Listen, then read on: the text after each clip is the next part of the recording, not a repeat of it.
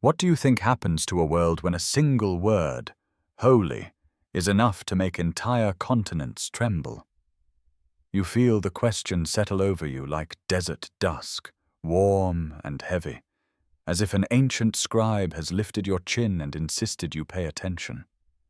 Around you, a restless Europe hums in the present tense. Smoke from village hearths clings to your cloak. Cold stone cathedrals loom overhead. Rumors scurry between market stalls faster than the rats pretending they don't belong there. Everywhere you turn, someone whispers about pilgrim blood spilled on distant roads, about merchants robbed on the way to Antioch, about sacred places slipping from Christian hands. And you, wandering through this woven tight atmosphere, can almost taste the tension, metallic, like a blade pressed lightly against your tongue. Even now, you catch the echo of Pope Urban II's voice, traveling through the years, a trembling call that will soon ignite the First Crusade. Though no loudspeaker exists, the message spreads with suspicious efficiency, carried by preachers, gossip, and a few over-enthusiastic monks who definitely do not stick to the script.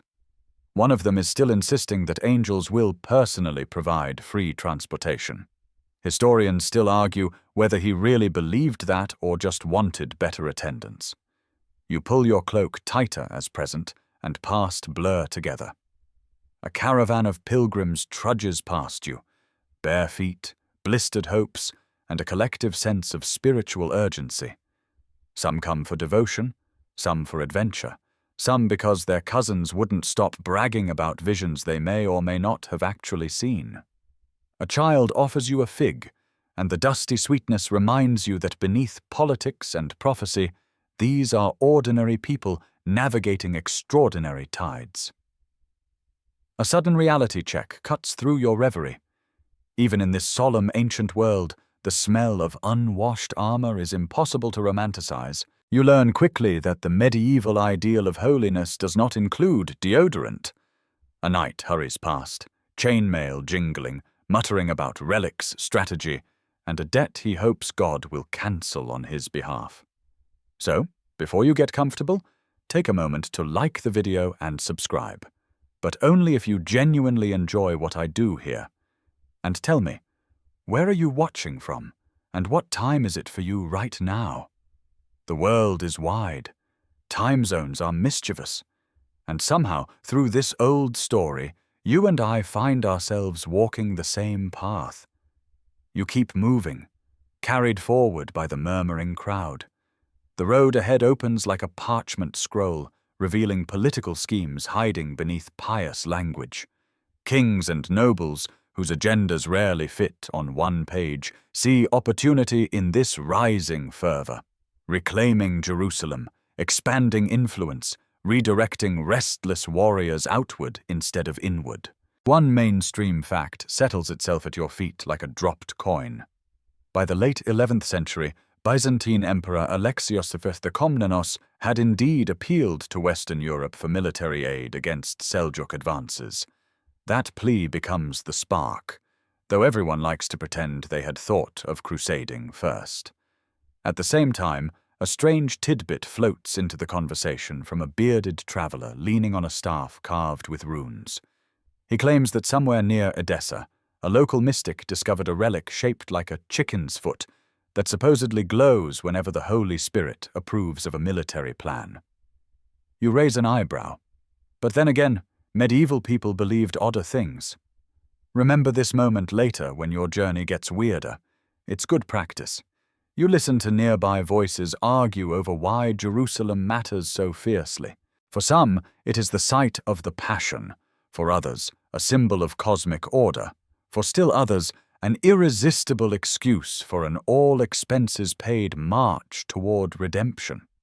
You overhear a group fretting over indulgences, another debating whether the Turks or local bandits are the greater threat, and a third insisting that this whole crusade will be over in a couple months. Historians still argue whether that last group was genuinely optimistic or just bad at math. As dusk deepens, you come across a campfire where peasants and knights share a rare moment of camaraderie. A minstrel sings a ballad so dramatic it almost breaks its own strings. Sparks lift into the dusk, swirling like tiny omens. Someone offers you warm wine, thin, earthy, and undeniably medieval, and you sip, feeling the warmth spread through your chest. Conversations overlap, fears about disease, hopes of salvation, rumors about exotic spices no one can properly describe, and the lingering suspicion that half the men here joined simply to avoid doing autumn taxes. You step back, letting the scene imprint itself on you. Every face glows with anticipation or dread, often both at once. The air holds not just smoke and sweat, but the tension of a world about to choose violence in the name of virtue.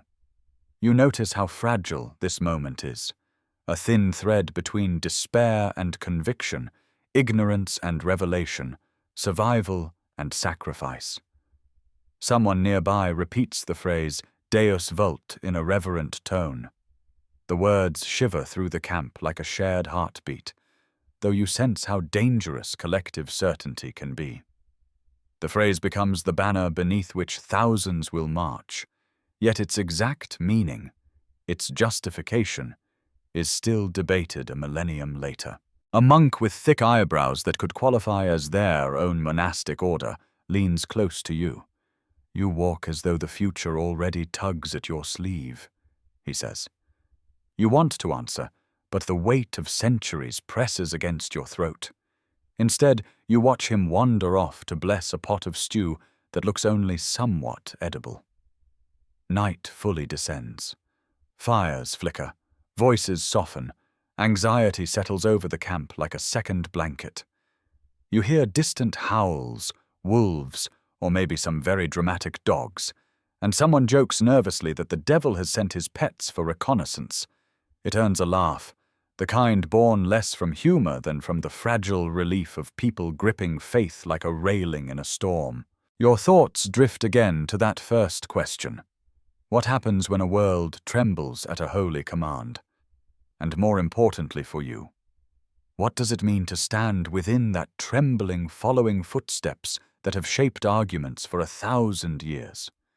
You do not know yet whether these crusades will be remembered as righteous, misguided, or something unbearably human in between. But the camp around you pulses with resolve, fear, and a strange, mischievous energy, as if even uncertainty is part of the ritual. The road ahead will become harsher, wind-scoured, and blood-marked, though the story you follow will rarely match the intentions of those who believed they were stepping into divine history. For now, you keep walking, the fire's afterglow fading behind you, and the long debate stretching forward into the dark like a path only you can illuminate. You move with the dawn light as it spills across the uneven track ahead of you, catching on wagon rims and polished buckles, illuminating faces that look both exhausted and newly born into purpose. The murmuring masses of yesterday have stretched into a long procession. Pilgrims, soldiers, merchants, monks, each carrying a motive that clinks faintly, like coins hidden inside their thoughts. You feel the pulse of this wide, wandering crowd, and as you step into its current, you notice how your pace adjusts instinctively, as if the crusade itself has reached out and taken your arm. A group of merchants leads the way for a moment, their packs bulging with spices, fabrics, trinkets, and one suspiciously wriggling bag no one is willing to question. They are not here entirely out of devotion. You can tell by the way they calculate distances between river crossings, examine toll stations, and admire profit margins with the same reverence others reserve for relics. The air smells of sweat and ambition, of leather and lingering incense. And yet, beneath the bustle lies a stillness, as though the world holds its breath, waiting to see whether this tide of humanity will reshape history or merely stain the sand. To your right, a line of monks walks barefoot, chanting in uneven cadence. One of them carries a scroll that flaps in the wind, its ink smudged from too much hopeful rereading. A mainstream historical fact reaches you naturally here. Thousands of ordinary people, not just trained knights, joined the early crusading movement out of a mixture of piety, desperation, and lingering rumors of salvation guaranteed by merely participating. Many had never traveled far from home, yet here they are, venturing toward lands they imagine but cannot picture. A shaggy bearded man leans toward you as he walks, whispering a tidbit so odd you almost stumble. He insists that near Mainz, long before the crusading masses departed, someone found a loaf of bread with a pattern resembling the Holy Sepulchre.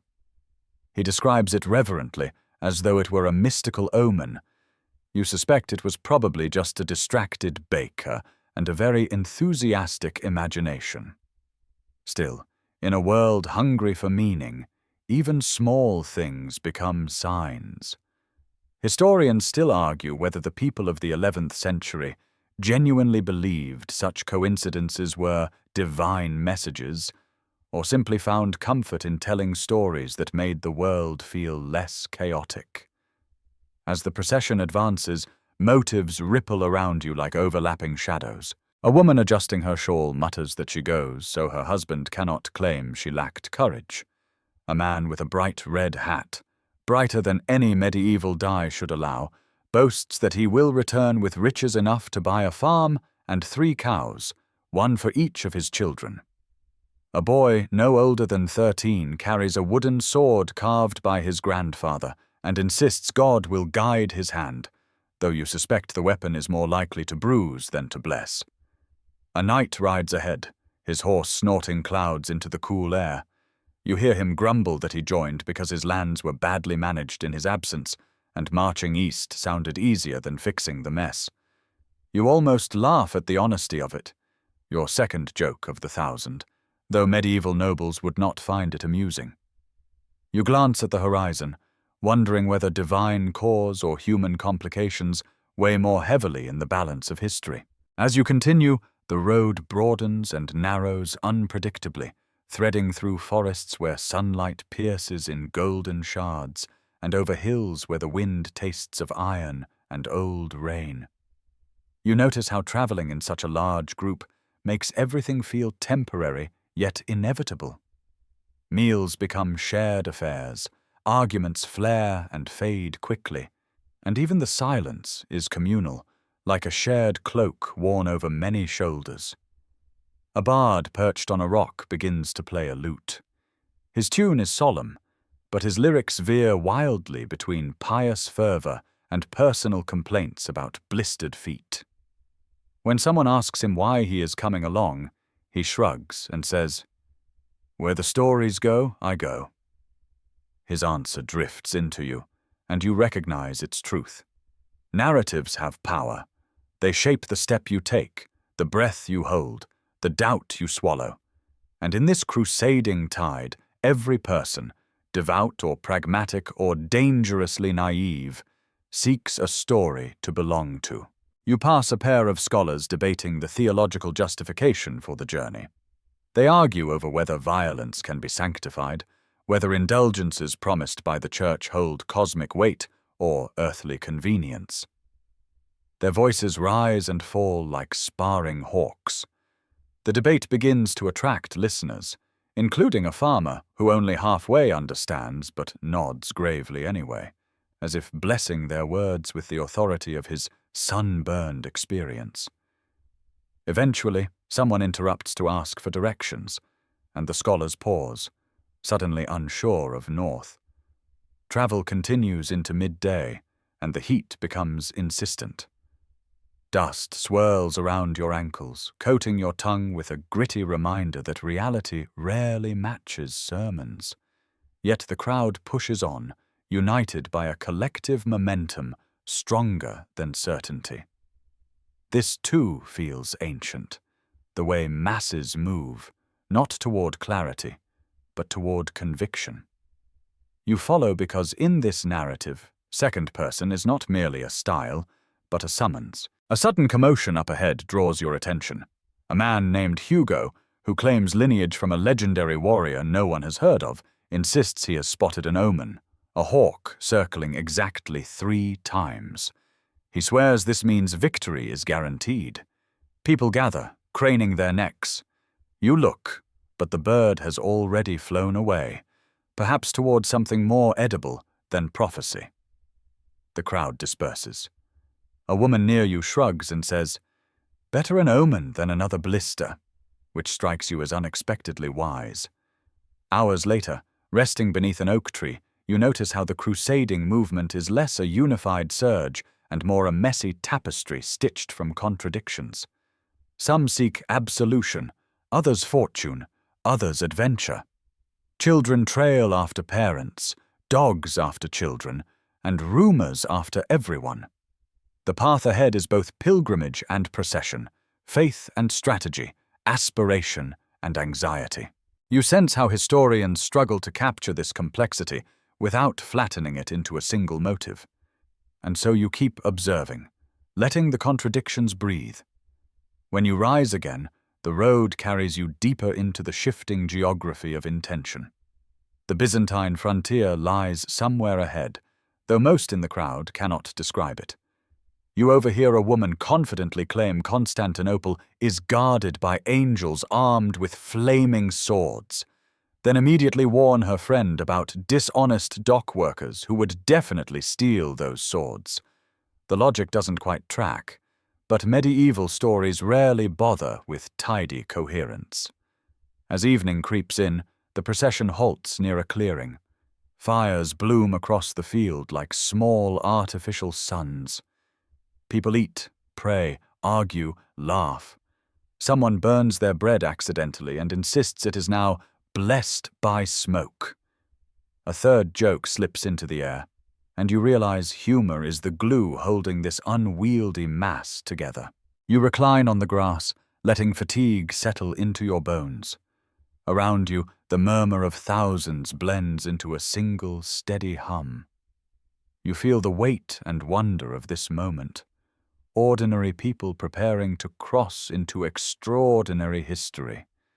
No one knows what awaits: sieges, starvation, triumph, tragedy. Historians still argue whether this diverse mixture of motives should make the Crusades appear justified, misguided, or something impossibly tangled. But as you drift into the gentle haze of firelight and fading voices, you understand one thing. You are standing within a human tidal wave, and its reasons are as countless as the sparks rising into the night. Night thins into a pale morning, and you rise with stiffness in your knees and a lingering taste of ashes on your tongue. The camp around you folds itself back into motion. Poles lowered, bundles tied, prayers whispered. Ahead, the path lengthens toward the promise and peril of Jerusalem, a destination more idea than place for most of the people walking beside you. You feel the shift as the crowd leaves familiar lands behind. The air grows drier, the light harsher, as though the world itself wants to prepare you for the weight of what awaits. You descend into a valley where dust clings like a second skin, and every footstep kicks up a brief, swirling ghost. Here you sense something changing, not just in terrain, but in the people. Conversation thins. Determination hardens. Even the habitual complainers pause, as if realizing that their complaints now belong not to petty travel nuisances, but to the beginning of a far more uncertain pilgrimage. For days, you travel alongside those who have traded comfort for conviction. Jerusalem beckons, shimmering on the horizon like a mirage stitched together from scripture, rumor, and hope. A mainstream historical fact drifts into your awareness. For centuries before the First Crusade, Christian pilgrims had traveled to the Holy City under Muslim rule, often safely, though political instability and Seljuk control in the late 11th century made the journey increasingly treacherous. This is part of what fueled the fervor that surrounds you. Real danger mixed with embellished fear, brewed into something potent.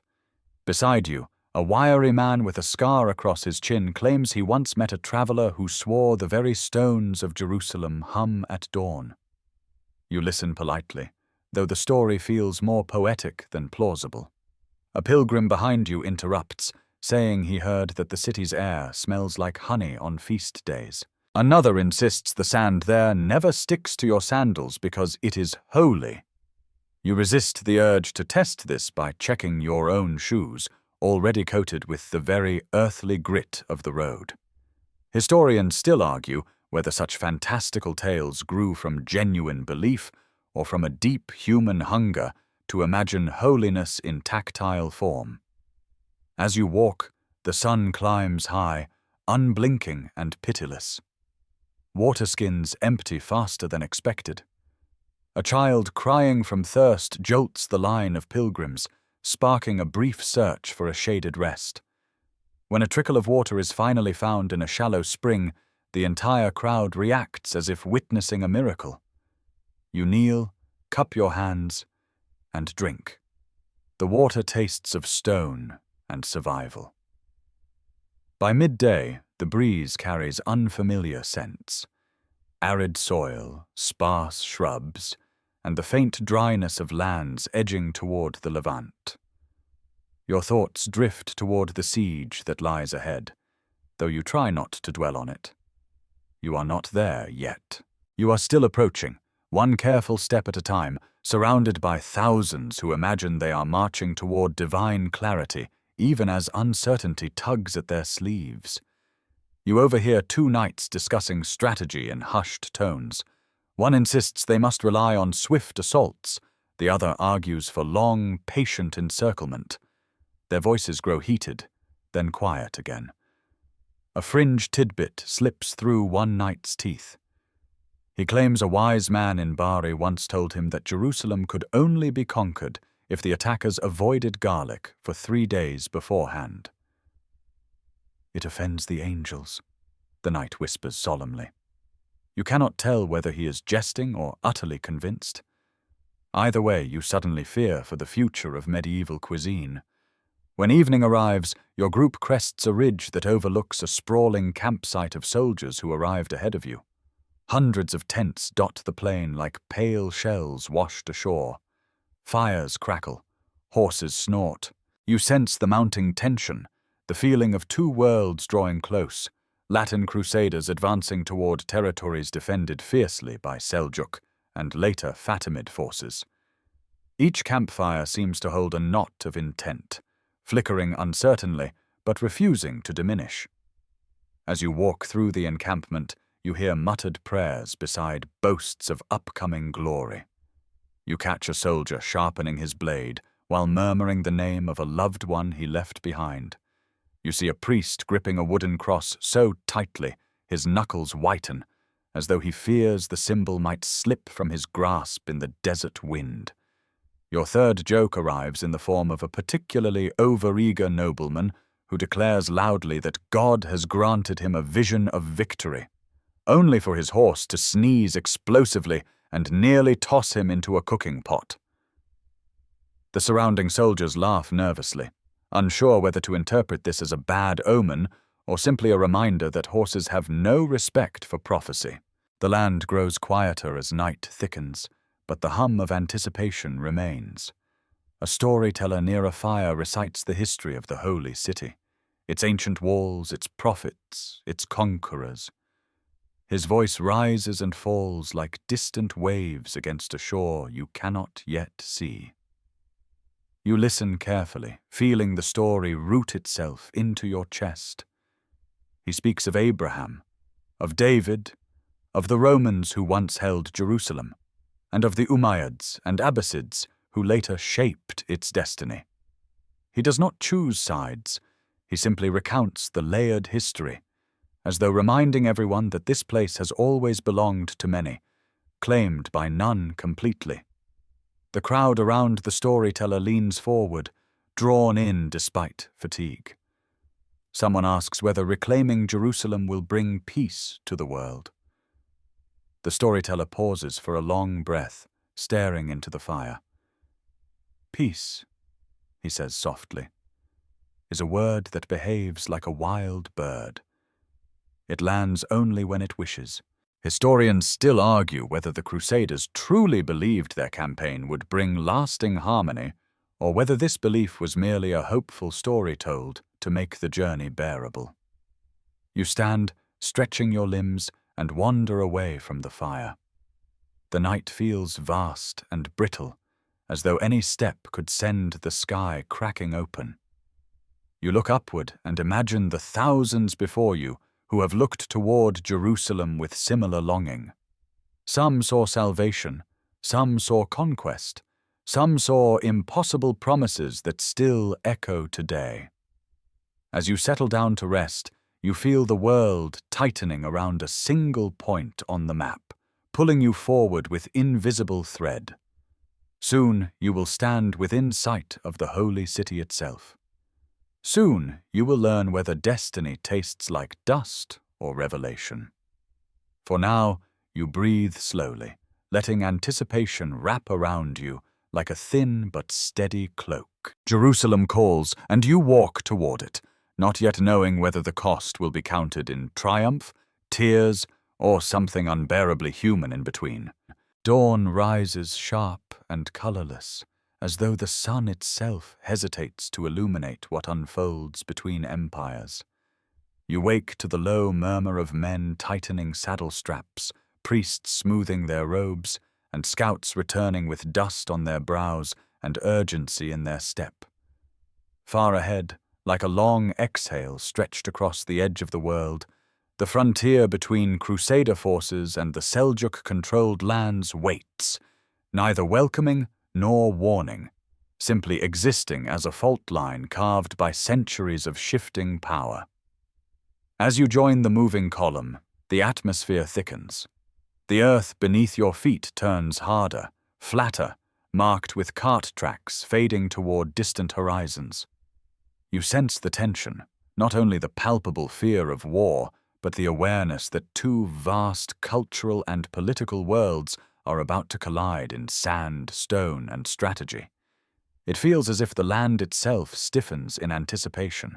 A mainstream historical fact emerges in the landscape around you. After the Battle of Manzikert in 1071, Seljuk influence expanded dramatically across Anatolia, leaving the Byzantine Empire gasping for stability. This fracturing of old borders created the very conditions that would later make the Crusader march both possible and perilous. And here you stand, on that ground, feeling how history can shift beneath the soles of your shoes. Riders gallop past, dust pluming behind them. They carry messages, some strategic, some hopeful, some designed purely to calm nerves. Alliances have begun to wobble and reform like heat mirages. The Byzantines, unpredictable allies at best, have offered guidance but also suspicion. You recall overhearing 3 soldiers debating whether Emperor Alexios intends genuine support or merely hopes the Crusaders will weaken his enemies. Historians still argue whether his intentions were earnest or elegantly self-serving. You trudge forward with the infantry for a time, listening to the crunch of gravel and the rhythmic clink of armor plates. Beside you marches a stout knight with a helmet too large for his head. He mutters about logistics, food shortages, failing horses, and how absolutely no one told him Anatolia had so many hills. "At this rate," he groans, "I'll reach Jerusalem with only my boots and my optimism." You reassure him with a tight smile, though your own optimism feels a bit threadbare.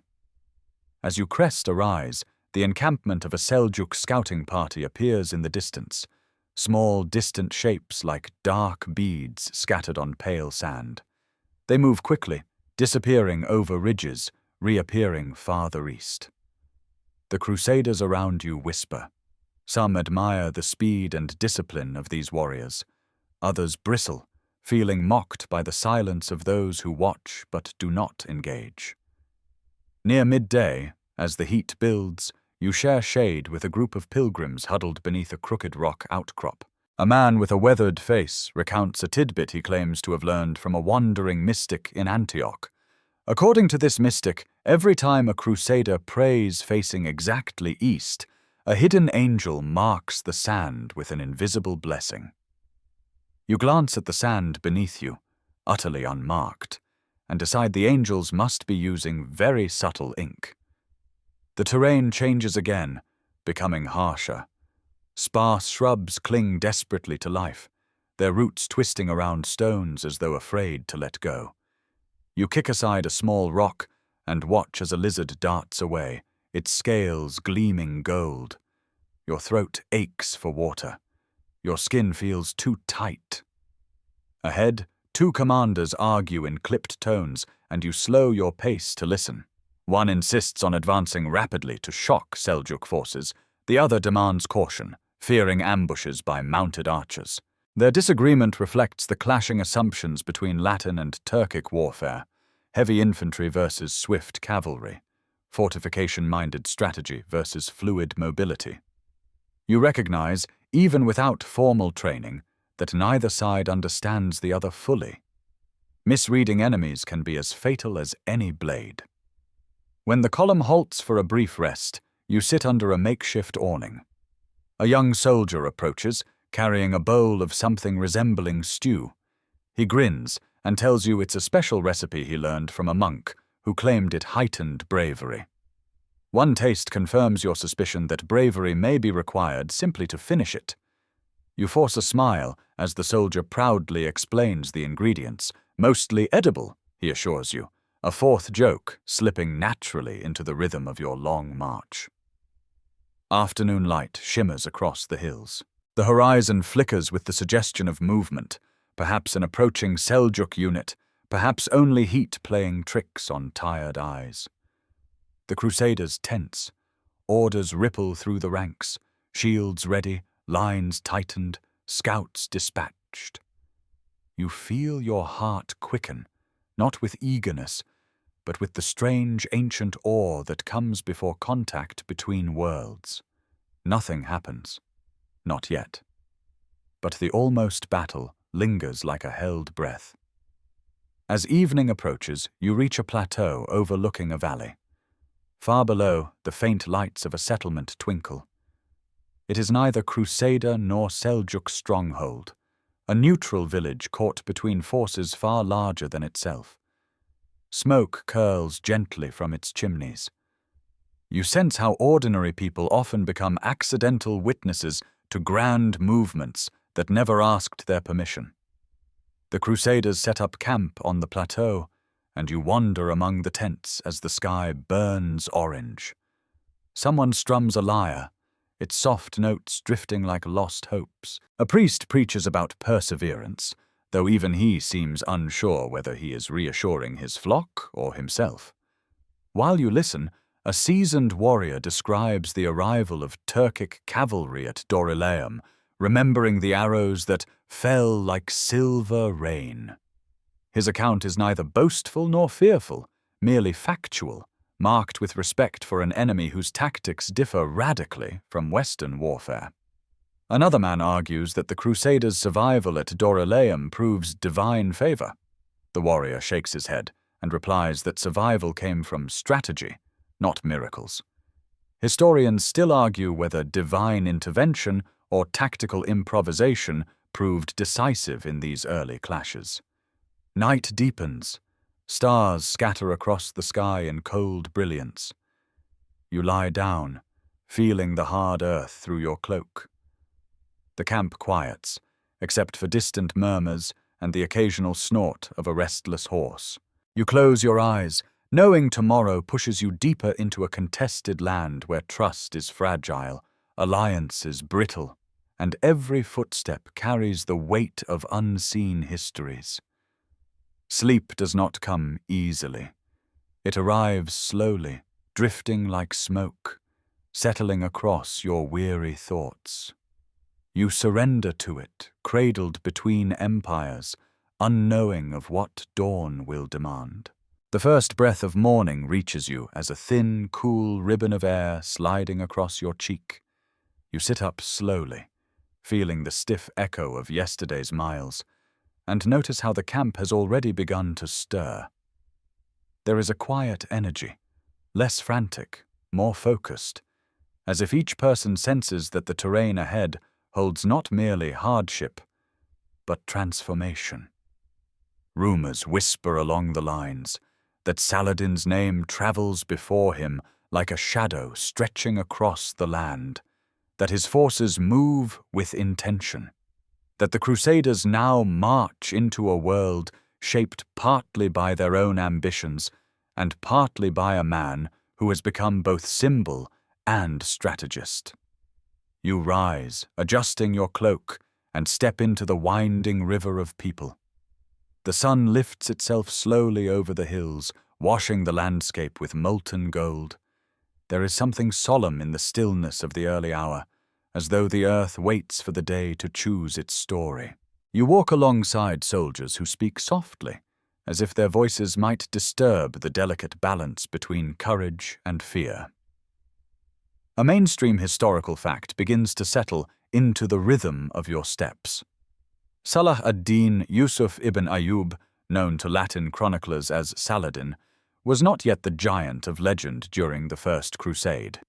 But by the late 12th century, he would rise from Kurdish origins to unify much of the Muslim Near East, reclaim Jerusalem in 11, and become an enduring figure in both Islamic and Western narratives.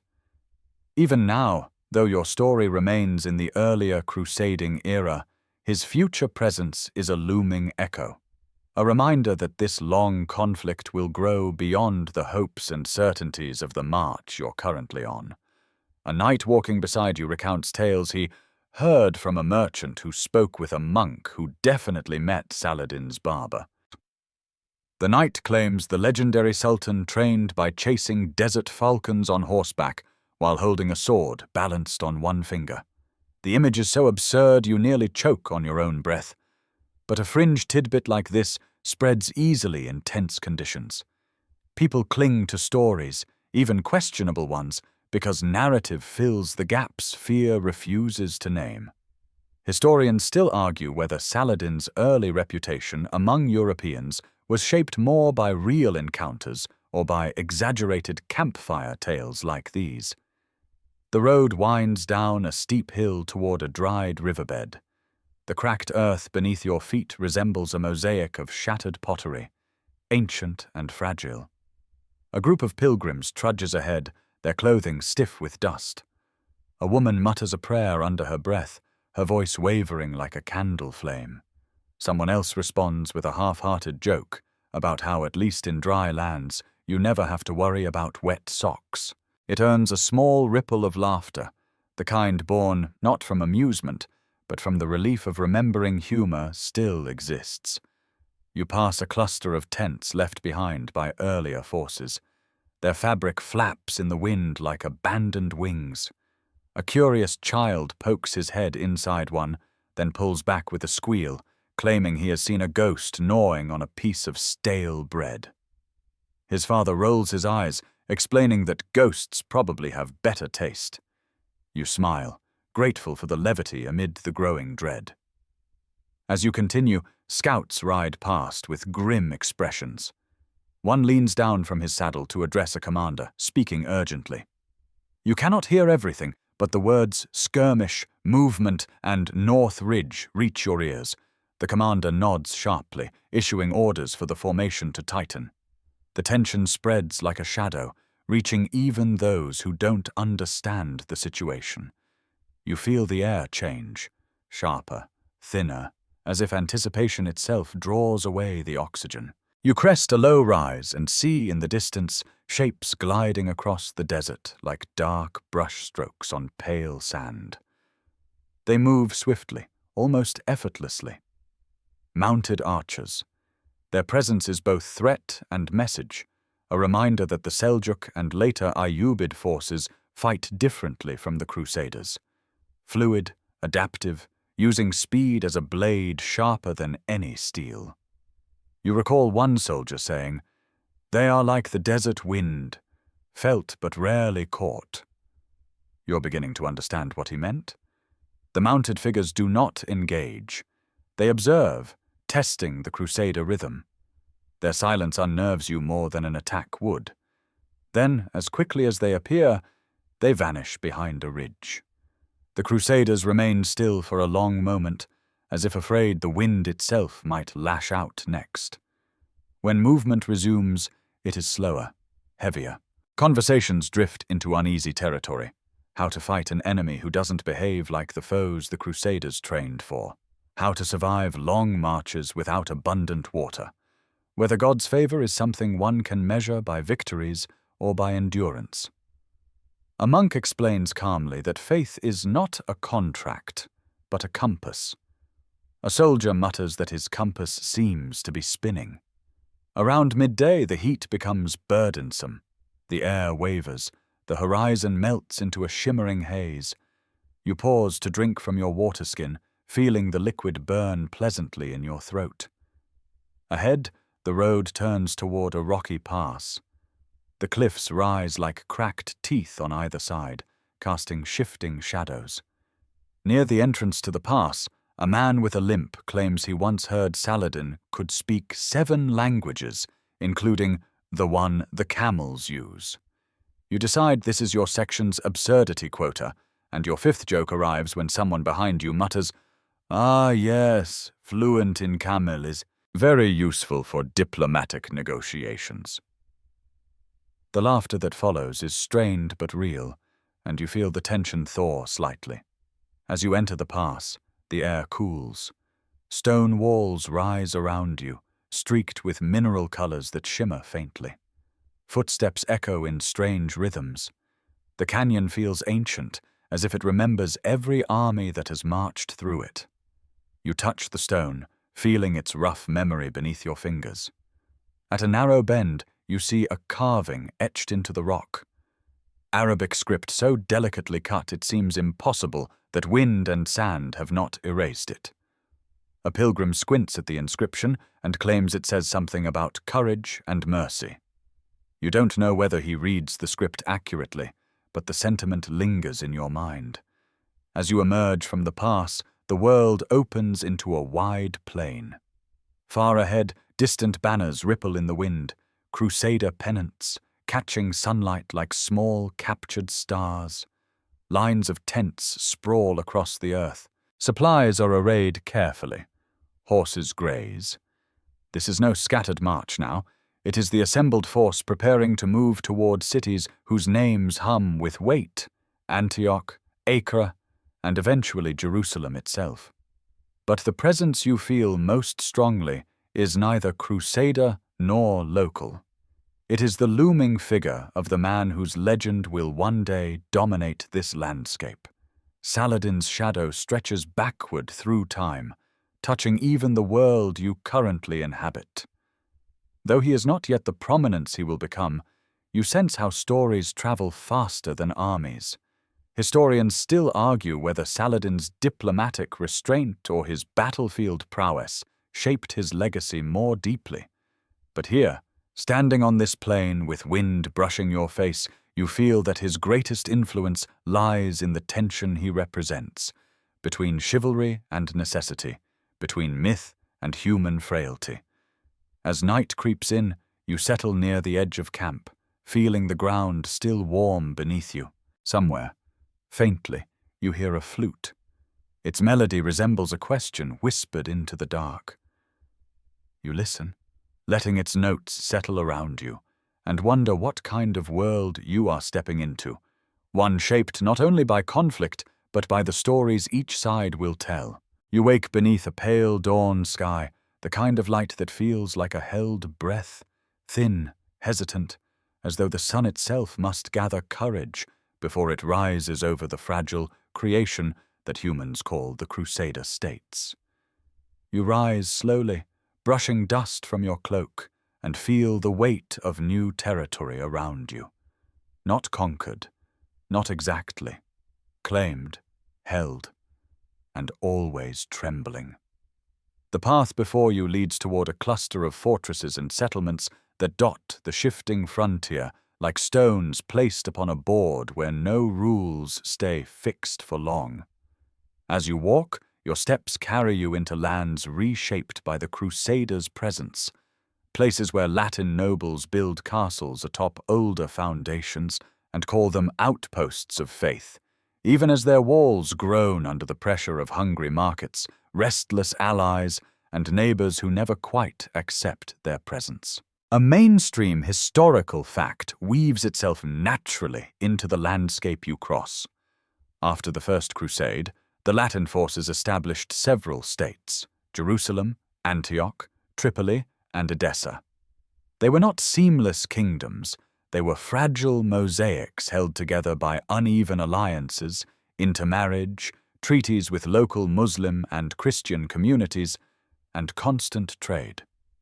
You feel the truth of it now, moving among towns where languages blend in the marketplace like spices in a mortar, French mingling with Arabic, Greek with Armenian, Syriac with the occasional burst of enthusiastic but imprecise Latin. You pass a modest town built around a crossroads. Traders crowd the streets, bargaining with loud gestures, their wares glimmering beneath cloth awnings. A baker hands you a warm piece of flatbread dusted with sesame, smiling with the kind of weary friendliness that suggests he has seen every kind of pilgrim, soldier, and opportunist stroll through his door. His bread tastes of home, though whose home is impossible to say. A woman selling dyed fabrics whispers to you excitedly about a fringe tidbit. She claims that in one of the smaller fortresses, a Crusader noble keeps a pet desert hawk that can supposedly detect betrayal. If the hawk screeches, she says gravely, someone nearby has lied. You decide not to test the theory by asking for a discount, but you silently wonder whether the hawk ever screeches simply because it dislikes loud colors. As you leave the marketplace, you walk toward a towering fortress perched on a rocky ridge. Its stones glow faintly in the sunlight, like old bones warmed by a fire. You climb the steep path to its gate, listening to the echo of hammers repairing damaged battlements. Inside, the courtyard bustles. Soldiers drilling, servants carrying buckets, scribes bent over parchment. A commander strides past, muttering about a shortage of reinforcements and an excess of opinions. You wander deeper into the fortress until you reach a balcony overlooking the valley. There, you overhear a group of local farmers speaking quietly with a Crusader official, negotiating water rights with a mix of caution and practicality. The situation feels strange, fragile, ordinary life unfolding beneath the shadow of extraordinary occupation.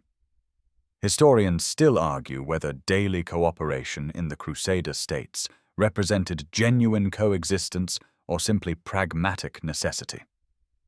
You continue through the stone corridors until the air grows cooler. A monk escorts you to a small chapel, candlelit and quiet. Inside, Latin hymns blend with faint traces of Eastern melodies, the voices weaving together in a hesitant harmony. You sit for a moment, letting the sound fold itself around you. Faith here feels less like certainty and more like negotiation, between cultures, between families, between memories of home and the stark reality of this desert frontier.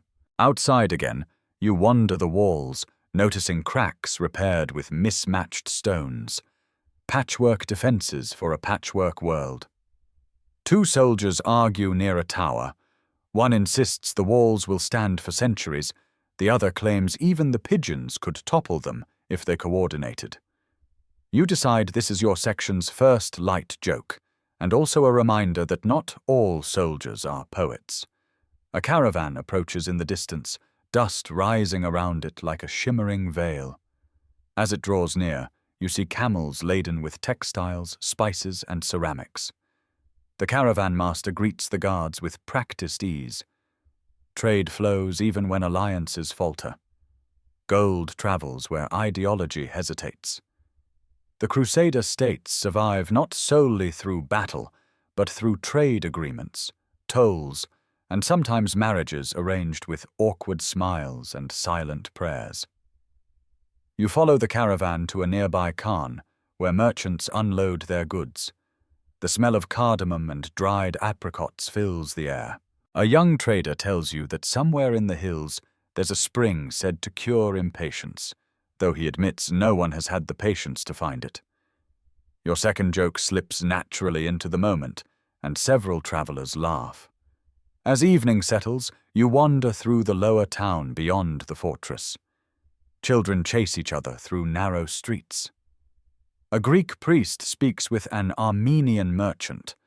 A Muslim herbalist sells remedies to a Frankish woman holding a sick child. Life mingles, cautious but persistent. The world feels complicated here, stitched together by fragile threads. Your presence is a simple fact. You walk among people who do not fully know whether this shared existence is temporary or transformative. Ahead, a small tavern glows with candlelight. Inside, soldiers, pilgrims, and locals gather around low wooden tables. You take a seat near the wall, listening to conversations swirl. Someone to your left boasts that the Crusaders will hold their territories forever. Someone else quietly doubts it. A third insists that God has already drafted the blueprint for future victories, but is taking his time with construction. Historians still argue whether the Crusader states were sustainable experiments or doomed intrusions. Hearing the uncertainty in these voices, you suspect the answer lies somewhere in between, measured not by political lines on a map, but by the lived experience of the people sharing this tavern. A musician begins tuning a rebec, plucking strings that vibrate with desert night melancholy. The sound reminds you that these states, however transient, carry stories that will echo long after their walls crumble. You leave the tavern as stars scatter across the sky. The air feels cooler now, tinged with possibility. You walk through narrow alleys, past shuttered shops and whispering windows. A dog trots beside you for a few steps before veering away at the scent of roasting meat. Eventually you reach a rise overlooking the town, fortress glowing faintly behind it. The night is quiet, but beneath the quiet lies something restless, a tension between belonging and dislocation, between the promise of a holy kingdom and the reality of fragile footholds carved into unfamiliar ground.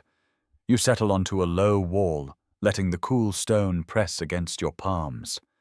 The world here is neither wholly European nor wholly Middle Eastern. It is something in between, something tentative, searching, human. And as you breathe into the night, you realize the Crusader states are not just territories. They are crossroads of faith, of fear, of ambition, of daily life. Crossroads where stories collide just as empires do. You rise with the first trembling rays of dawn, a thin gold ribbon unfolding across the Crusader states you left behind.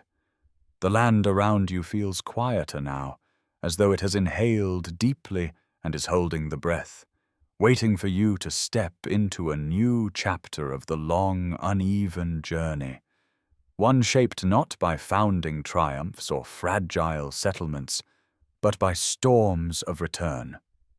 You feel the shift in the air as you move eastward, away from the daily mingling of markets and fortresses, and toward the looming weight of later expeditions, the Second Crusade, the Third, and the uneasy reinventions of righteousness that accompany them. Your feet crunch against the dry earth as you descend into a valley where an old road forks. One path leads toward stories already written, the other toward attempts to rewrite them. You take the latter, feeling the hum of renewed zeal from people walking beside you, pilgrims and soldiers who were not here for the first march, but who carry its echoes inside their hearts like inherited memories. Their tunics are newer, their armor shinier, their hopes both fresher and more brittle.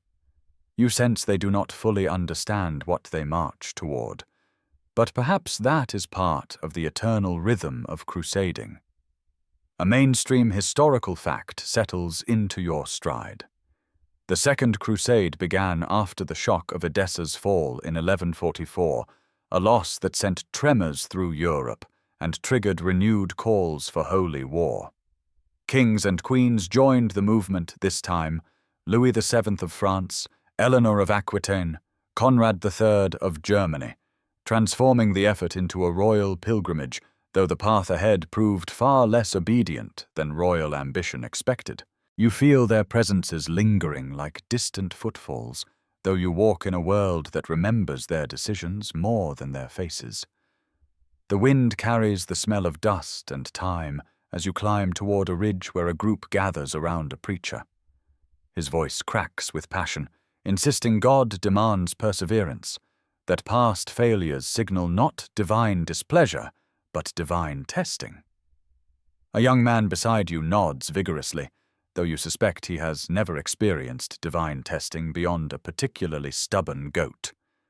A fringe tidbit emerges from the crowd as a pilgrim claims he once heard that a monastery in Burgundy keeps a map of the Holy Land, drawn entirely from a monk's dreams, updated nightly depending on divine mood. You raise an eyebrow, but the crowd seems delighted by the idea of a map that might change with the weather. As you continue, you feel the terrain roughen, stones shifting beneath your soles like unsettled thoughts. The path grows steeper, mirroring the growing skepticism in the voices around you. You hear two knights debating strategy. One insists the Crusaders must attack swiftly, the other argues for diplomacy. The argument dissolves into grumbling about supply shortages, proof that even in sacred campaigns, logistics dictate piety. Historians still argue whether the Second Crusade failed primarily from poor planning, political fractures, or divine indifference. Walking among these hopeful yet uncertain people, you suspect it was a fateful combination. Your first light joke of the section arrives naturally as you overhear a soldier bragging loudly that he has brought his lucky chicken for inspiration. "It lays omens," he insists. Someone replies, "That sounds like indigestion." The chicken clucks in what you interpret as righteous offense. You smile despite yourself. Later that afternoon, when the sun sits high and merciless in the sky, you pass the crumbling remains of an old outpost. Two scholars stand before it, tracing their fingers along the worn stone. One speaks of Louis VII's disastrous march through Anatolia, the other recounts Eleanor's sharp critiques of the crusading leadership. Her voice, they say, often sharper than any sword. You listen quietly, sensing the unresolved tensions that accompanied royalty on the journey. Ambition cloaked in devotion, politics woven through piety like a hidden thread. Ahead, the road widens into a broad plateau where a caravan rests. You join them briefly, accepting a bowl of lentil stew from a kindly merchant who insists it tastes better than it looks. He is wrong, but you thank him anyway. A group nearby argues about whether Jerusalem can ever be reclaimed if leaders disagree on everything from tactics to dinner schedules. Someone jokes that the only miracle greater than a successful crusade would be a successful committee meeting. Laughter ripples through the weary travelers. As the day deepens, you sense a heavier presence in the air, as if the world is shifting its weight to prepare for the memory of the Third Crusade. Richard the Lionheart. Saladin. Two names circling each other like twin constellations carved in history. Though you have not reached that moment yet, their shadows stretch across the path before you. The horizon seems to flicker, as though preparing its stage. You descend into a narrow valley where olive trees twist like ancient dancers. The air is cool here, carrying whispers of stories told by generations. You hear someone recount the Battle of Hattin, the devastating defeat of Crusader forces in 1187. His voice quivers, not with fear, but reverence for the scale of the moment. Another man claims the battle was lost because the Crusaders drank too little water. A third retorts they drank too much pride. Historians still argue whether the failure was logistical, tactical, or moral. You suspect the truth is woven into every branch and stone around you. Your second light joke slips into the air when a pilgrim insists he could have turned the tide of Hattin if he'd simply been there. A passerby mutters, "Yes, I'm sure the entire Ayyubid army would have surrendered at the sight of your sandals. The pilgrim pretends not to hear. By sunset, you reach a hilltop overlooking a wide plain where torches flicker like scattered stars. Remnants of old campaigns, memories of kings negotiating under canvas tents, fragments of treaties and truce lines that once snaked across the land. You step slowly, with the weight of centuries in your stride. A chronicler near you writes furiously, desperate to capture every whisper. He pauses only to dip his quill and complain that history keeps rewriting itself faster than he can record it. Night settles with a velvet heaviness as you reach a small encampment. You sit with a group of travelers around a low fire. They speak quietly about the Third Crusade, about Richard and Saladin exchanging gifts, about mutual respect in the midst of war, about sieges that tested every sinew of patience. Someone claims Saladin once sent Richard a basket of fruits with a note advising him to eat more pears for strength.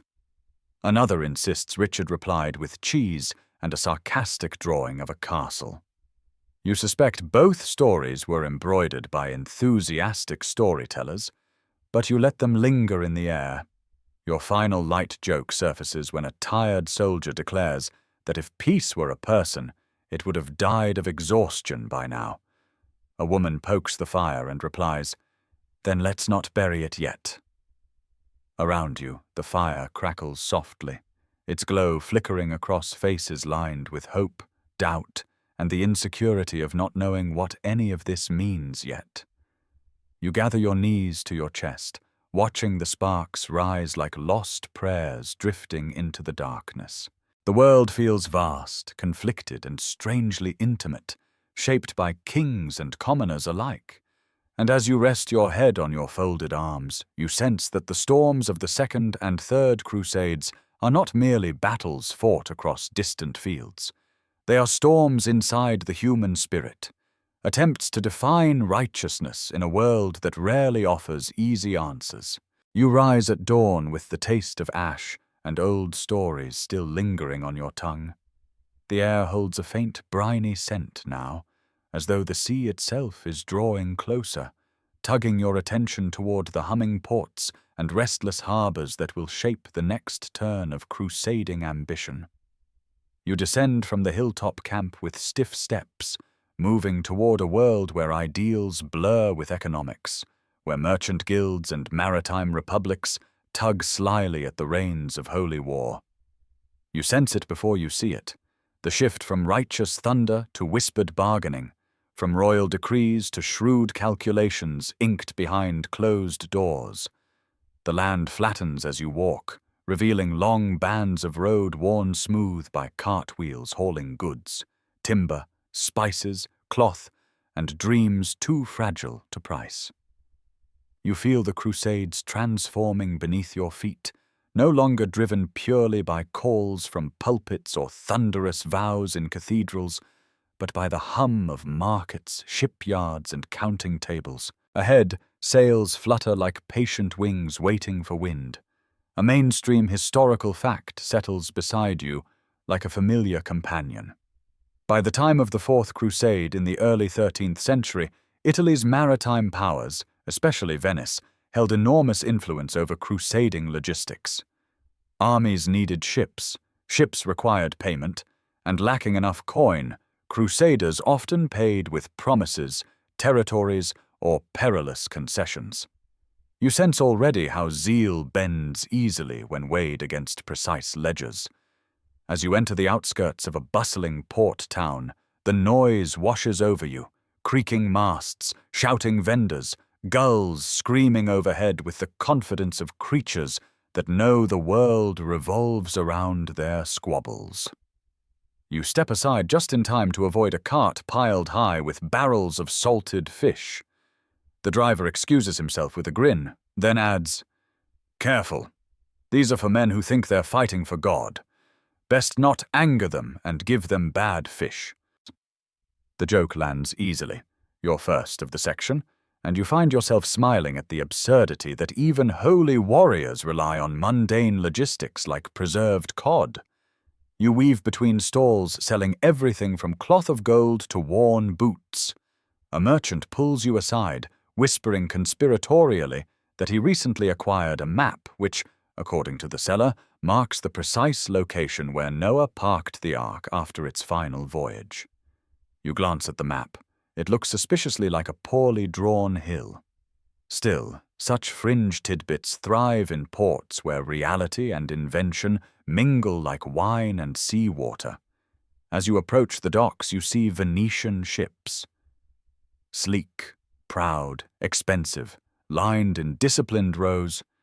Their painted prows gleam in the sun. Workers hoist crates aboard while scribes tally inventory with an air of self-importance. You sense the shift in tone immediately. Crusaders must negotiate here, not just pray. A group of envoys huddles nearby, gesturing animatedly while a Venetian official, draped in scarlet robes, listens with the polite patience of someone who already knows he will win the argument. You draw closer and hear fragments of their discussion: transport costs, delayed payments, obligations owed. Someone mutters that God may will victory, but Venice wills the invoice. Historians still argue whether the events leading to the diversion of the Fourth Crusade were deliberate Venetian manipulation or tragic mismanagement by Crusader leaders. You feel the ambiguity in every tense expression on the dock. A sailor beckons you to help him coil a thick rope. As you work, he tells you, between grunts, that once in a storm near Crete, a crate burst open and released 30 chickens onto the deck. "We had eggs for days," he says with pride. "Too bad that didn't help us find Constantinople." You blink. He clarifies. "We meant to sail east, but drifted south instead, and the wind." Blame. Whether he's exaggerating or confessing truth, the image lingers as your second joke of the section, a reminder that holy campaigns are often undone by very earthly misadventures. You wander farther out along a wooden pier, feeling the boards creak beneath your boots. The sea stretches beyond you, glittering like a mosaic of shattered glass. On one ship, Crusader recruits rehearse their chants, their voices rising in uneven unison. A Venetian overseer beside them rolls his eyes and mutters that if singing could take cities, they'd already have reclaimed Jerusalem 10 times over. A young scribe stands at the edge of the pier, scribbling notes into a leather-bound book.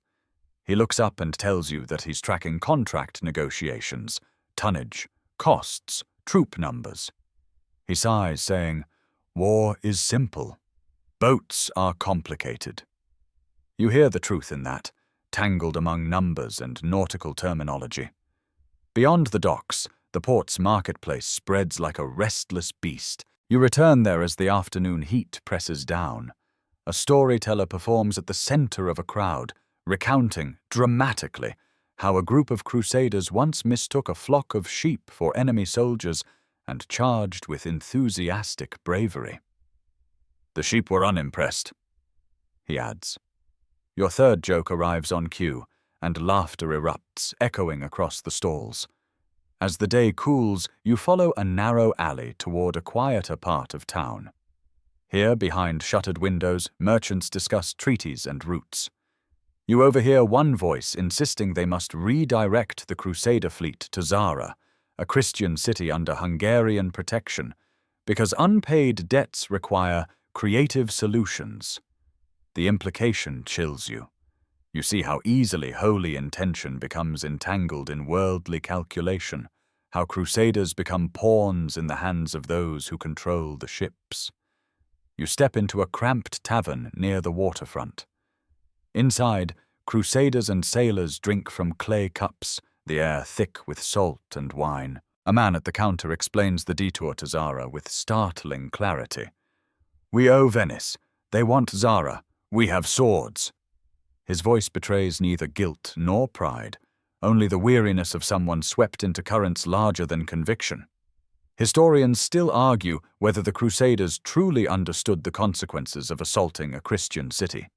Sitting here, among voices heavy with uncertainty, you suspect many simply felt trapped, debt-burdened, contract-bound, and tugged between conflicting loyalties. As night gathers, you step outside. Lanterns glow along the docks, their reflections trembling on the black water.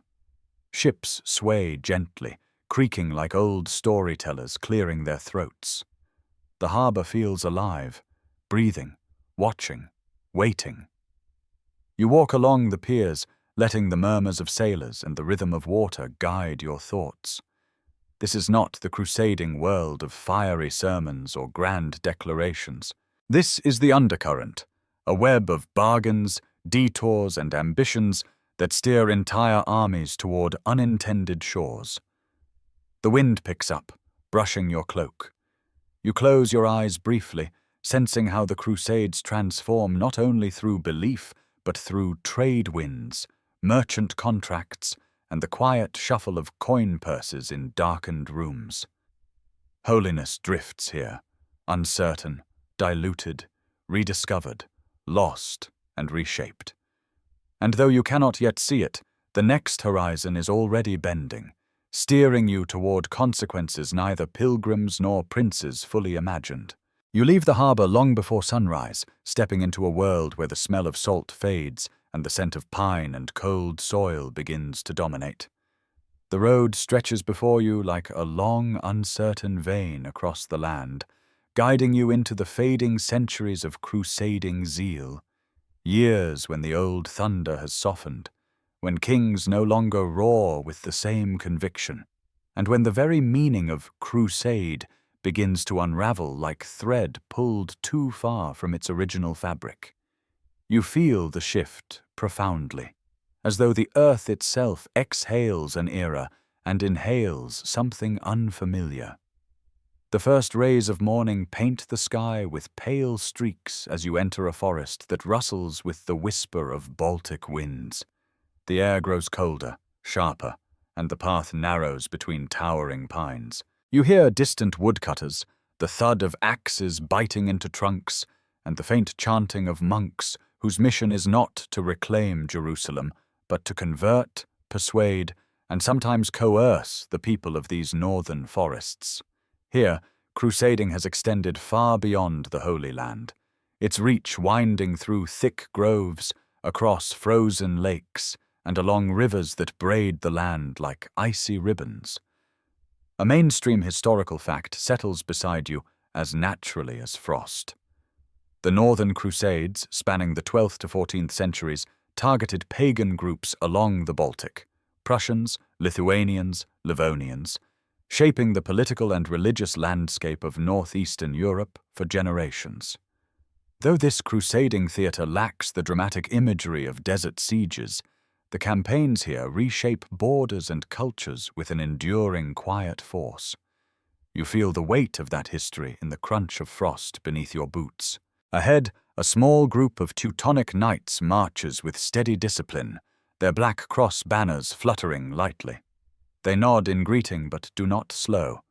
One of them claims, solemnly, that there is a lake nearby whose frozen surface reflects not the sky, but the sins of those who dare to cross it. You glance at the icy path before you, but all you see is your own faint silhouette. Still, the story lingers, a fringe tidbit that thrives in cold lands where breath becomes mist and imagination becomes warmth. You travel through villages with timber houses, their roofs heavy with snow. Children stare at you with wide, curious eyes. A woman wrapped in thick wool sells you a warm drink brewed from berries and herbs. Its flavor is tart, earthy, and surprisingly pleasant. She warns you to keep moving before nightfall.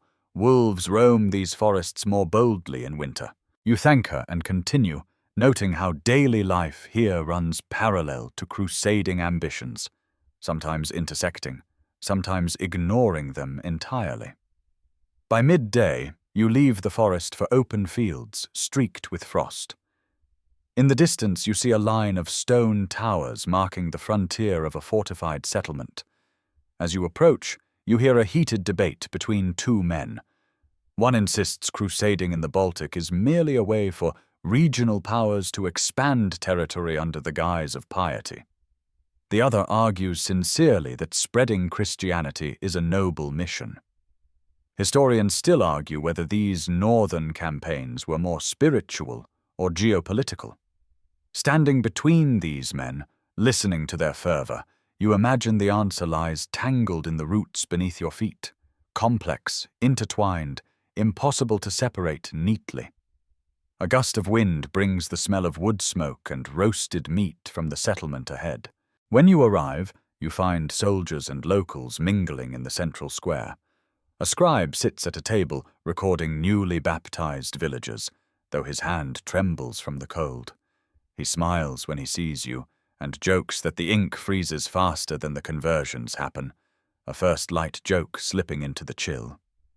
You chuckle, rubbing your hands together. Beyond the settlement lies the great sweep of Northern Europe's winter. But your journey bends now toward a different frontier, southwest, toward Iberia, where crusading rhetoric takes yet another form. The transition feels abrupt, like turning the page of a book only to find the margin has widened and the language has changed.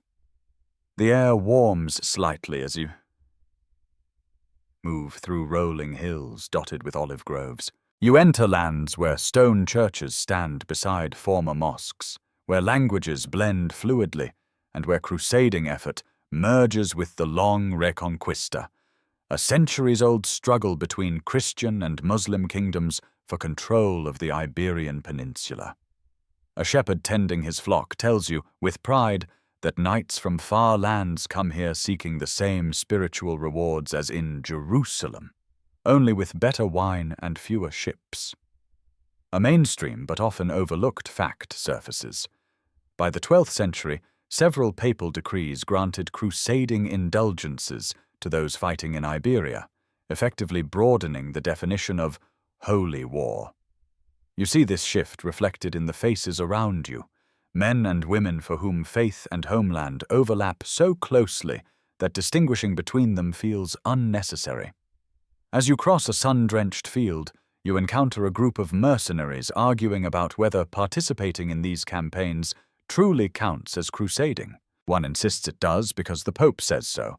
Another says he'll consider it holy war when someone provides holy pay. The remark sparks laughter, your second light joke in the section, and eases the tension. You follow a winding road toward a fortified hill town where banners flutter atop stone ramparts.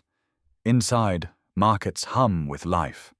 You wander through stalls selling ceramics, oranges, dried figs, and blades forged with delicate Arabic script. A blacksmith proudly explains that his family has worked here through several regime changes, each leaving behind a recipe for a better steel. He winks, saying, "War changes rulers, not us. We just make sharper tools." You sense the truth of his words. Between crusader ideals and local realities lies a world living on its own terms. Night begins to fall as you reach a monastery perched on a cliff. Monks chant in low, rhythmic tones as the wind roars through the valley below. You rest inside their warm, candlelit hall, where a traveler recounts a story claiming that, somewhere in Iberia, a knight once found a relic that changed shape depending on who touched it. He swears this is evidence of divine judgment. Another man at the table mutters that it probably changed shape because someone sat on it. Your third light joke loosens the room. When morning comes again, you move toward the Mediterranean coast. The sea reflects a quieter sky, no longer crowded with crusader fleets, but still marked by echoes of far-off campaigns. In a small port town, a sailor tells you that trade routes now matter as much as holy routes, and that crusade has begun to mean many things, some noble, some ambiguous, some merely convenient. Historians still argue whether these later crusades diluted the original purpose or simply revealed what crusading had always been, a fluid concept shaped by the decade, the regime, and the need. You stand at the water's edge and breathe deeply, feeling the weight and lightness of centuries. Here, on this shoreline, the word crusade stretches across forests, deserts, hills, ports, and borders, shifting meaning with each new horizon. You realize you have walked not just through battles, but through evolving interpretations of justice, faith, power, and legacy. And the path ahead, faint and glimmering, promises one more chapter, one last space where 1,000-year debate waits for your steps. You wake to a softer morning than any before, a pale, pearled light that settles gently over the horizon, as if the world itself has grown tired from centuries of marching, fighting, praying, bargaining, and retelling. You rise slowly, your limbs heavy not with exhaustion alone, but with the accumulation of every step you've taken through these shifting centuries of crusading ambition. The wind carries a different tone now, quieter and contemplative, as though it knows your journey has arrived at the threshold where history becomes memory, and memory becomes argument. You walk along a narrow road lined with low shrubs and thorny branches, their shadows stretching long across the earth. This land feels neither like the deserts near Antioch, nor the forests of the Baltic, nor the bustling ports of the Mediterranean. It is a liminal space, quiet, worn, observing. You sense the weight of 1,000 years pressing in, not to crush you, but to remind you that the debate surrounding these crusades did not end with swords or treaties. It continued long afterward, in cloisters, in courts, in lecture halls, and around family hearths. A mainstream historical fact settles beside you like a companion. From the medieval period to the modern day, scholars, theologians, and political leaders have argued fiercely over whether the Crusades were justified, morally, legally, spiritually, or strategically. The arguments have shifted with eras, shaped by Renaissance nostalgia, Enlightenment criticism, Victorian romanticism, modern skepticism, and contemporary reassessments. You feel this timeline echo faintly beneath your feet. As you walk, you encounter a small clearing where several travelers sit around a fire. Their clothing spans different eras, different worlds, an anachronistic gathering shaped by memory rather than geography. One is a monk, another a soldier, another a merchant, and another a scholar holding too many scrolls. They argue in low voices, almost rhythmically, as though engaging in an ancient ritual. The Crusades defended Christian pilgrims and sacred land, the monk insists, voice steady. They disrupted thriving cities and fueled cycles of violence, the scholar counters. They opened trade routes and expanded knowledge, the merchant says, gesturing broadly. They cost lives, too many lives, for promises no one fully understood, the soldier murmurs. You stand quietly at the edge of the clearing, watching the flicker of debate.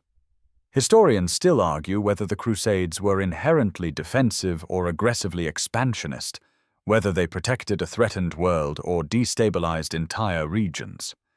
No conclusion settles here. The firelight refuses to pick a side. When the argument pauses, a traveler with a long beard tells you a fringe tidbit. He once heard that in a dusty monastery in the mountains, a forgotten manuscript claims the Crusades were actually influenced by a mysterious astrological prediction, one predicting 3 ages of fire aligned with the movement of Mars. The group hums in curiosity, though most assume it's the kind of story invented by monks who spent too many winters without visitors. You continue down the path as the sky brightens. A breeze brushes your cheek, carrying the scent of distant olive groves and old libraries. Ahead, you reach a hill overlooking a valley filled with ruins, not broken dramatically, but gently eroded. Fragments of walls, old foundations, outlines of forgotten roads. You step carefully, feeling the fragility of these places that once bore so much certainty. Here your first light joke arrives naturally. Someone has placed a wooden sign beside a crumbled tower that reads, "Please do not climb. Structure is older than all your excuses." You laugh softly, imagining how many travelers have ignored warnings across the centuries. Walking further, you come upon a small stone bench. You sit, feeling the coolness through your clothes, and watch the valley breathe. You think of the kings, knights, merchants, pilgrims, preachers, sailors, and scholars whose choices shaped this long story. You think of the unnamed ones, the cooks, farmers, children, translators, artisans, and wanderers whose lives filled the spaces between battles. And you think about how each of them believed, feared, hoped, or doubted in ways impossibly varied. The question that began your journey, were the Crusades justified, sits beside you now, quiet but insistent. You rise and continue walking. The path leads into a grove where birds chatter with startling volume. A young woman carrying a bundle of scrolls steps out from behind a tree. She explains she is studying the ethics of medieval warfare. She asks you what you've seen on your journey. You share a few fragments: pilgrims, cities, alliances, betrayals, hopes that burned too brightly, and fears that spread too quickly. She listens carefully, then says, "So the answer isn't one answer." You nod, recognizing the truth as it settles like dust in the air. Your second light joke surfaces when she adds, "If someone ever tells you they've solved the Crusades, they probably also sell miracle soap." You chuckle despite yourself. As you near the end of the grove, sunlight streams through the leaves with a soft, golden warmth. The world feels both heavy and tender. You sense that all debates about righteousness, sin, courage, cruelty, devotion, and ambition are threads woven into this long tapestry, none full without the others. You emerge from the grove and find a lone stone marker. No inscription remains, only a faint cross carved into its surface. It stands not as judgment, but as witness, silent, enduring, impartial. You touch its weathered side and imagine all the hands before yours that did the same, searching for meaning in the roughness of its surface. Historians still argue whether the Crusades were primarily religious or political, noble or misguided, tragic or transformative. But here, with your palm pressed gently against the stone, you feel that the truth, if it exists, lies somewhere in the echoing space between all these possibilities. You step back, breathe deeply, and look at the horizon. And there, the long road that carried you through a millennium of shifting purposes begins to soften, blur, and fade into something quieter. It is time to let the story rest.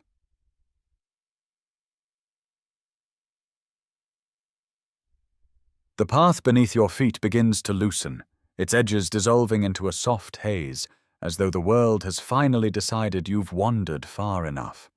Your steps slow on their own, guided not by distance now, but by the warm pull of stillness. The wind that once carried the scorch of deserts and the chill of northern forests now brushes your skin with gentle, steady breath, as if the earth itself exhales a long, weary sigh. The sky stretches wide above you, washed in pale gold, the kind of light that asks nothing, simply offering itself without urgency. You pause, letting the air settle around you, letting the tension unwind from your shoulders like a cloak slipping quietly to the ground.